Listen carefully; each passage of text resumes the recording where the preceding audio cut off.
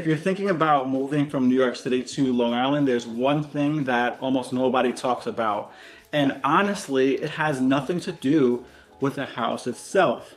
It's the social adjustment because a lot of New York City buyers think the biggest change is going to be space, commuting, or driving more. But honestly, one of the biggest shocks that people experience after moving to the island is how different the social lifestyle actually feels. And I see this happen all the time. People move out here excited about having a house, a yard, a quieter environment. Then suddenly they realize that life can feel very different from a social perspective. Now, that doesn't necessarily mean worse, but it absolutely does mean that it feels different. So in today's video, I want to talk about the social shock that many New York City buyers experience after moving to Long Island, the stuff that people don't really tell you beforehand, because honestly, understanding this upfront makes the adjustment way easier. So the first thing that New York City buyers notice immediately is that Long Island is much less spontaneous socially. And honestly, this is probably the biggest adjustment of all of them. In Manhattan or Brooklyn, social life happens naturally. You walk outside and there's energy everywhere. You know, there's restaurants, there's bars, there's there's coffee shops, there's people constantly moving around. And you can text somebody at 8 p.m. and suddenly meet up somewhere 10, 15, 20 minutes later. But Long Island is very different. Social life becomes much more planned out. People drive a lot. People stay local more often. People schedule things ahead of time.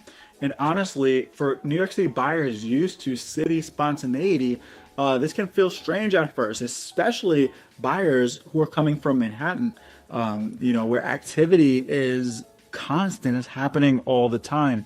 Another thing that buyers notice quickly is how community-oriented Long Island can feel. And honestly, this surprises a lot of people in a very good way. Long Island towns often have much stronger neighborhood identity than many buyers expect.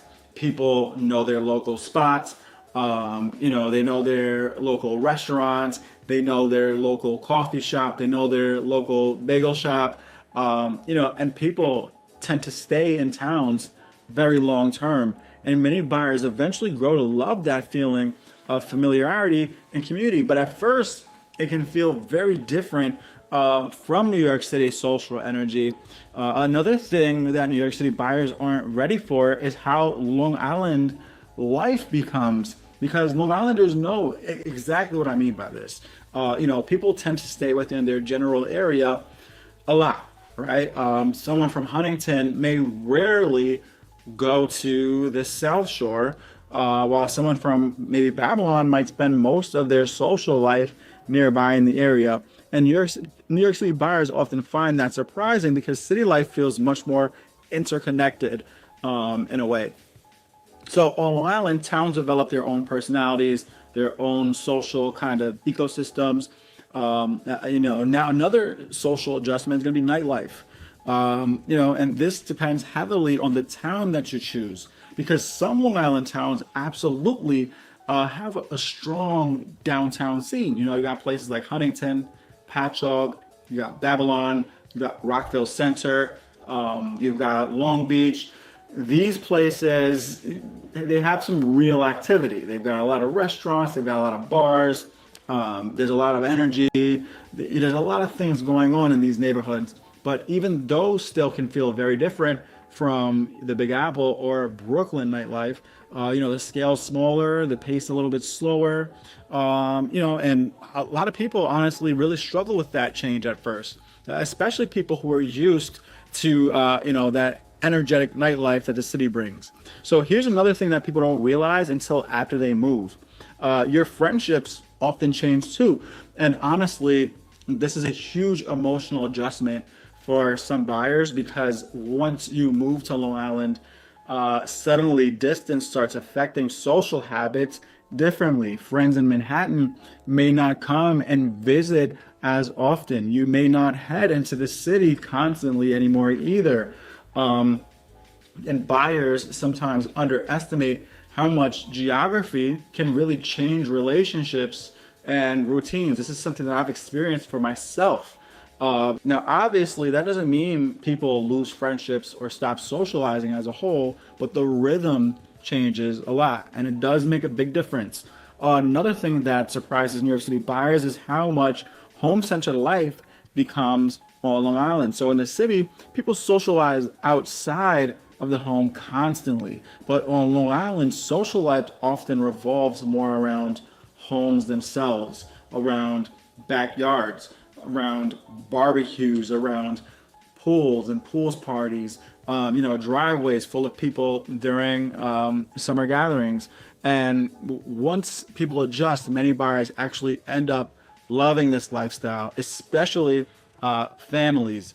Now, with all of that said, here is the interesting part that I wanted to bring up. A lot of New York City buyers initially think that Long Island feels very boring. Then a year later, they realize that it actually feels less stressed, more relaxing. They enjoy the slower pace socially. They like having room to breathe. And honestly, many people don't realize how exhausting constant city stimulation can be until they actually step away from it. Now, obviously, not everybody adjusts perfectly. Some people genuinely belong in New York City socially and emotionally. And honestly, there's nothing wrong with that. Some people thrive in that nonstop environment forever. But a lot of people eventually realize that they were craving a different lifestyle without fully understanding it. They want more space. They want more peace and quiet. They want more community feel, and they just want a different type of social life and just a different type of lifestyle overall. So at the end of the day, moving from New York City to Long Island is not just a housing change, it's a social and it's a lifestyle change too. And I think that people who want to buy a home in Long Island who understand that up front adjust way better after they move, because the people who struggle most are usually the ones expecting Long Island to feel exactly like New York City, except with bigger houses. And it doesn't. It's a completely different lifestyle. So if you're thinking about making a move from New York City to Long Island and you want help figuring out which towns actually match your personality and your lifestyle best, feel free to reach out. I'd be happy to help to point you in the right direction. All of my contact information is down below. Thanks for watching, and I'll see you in the next video.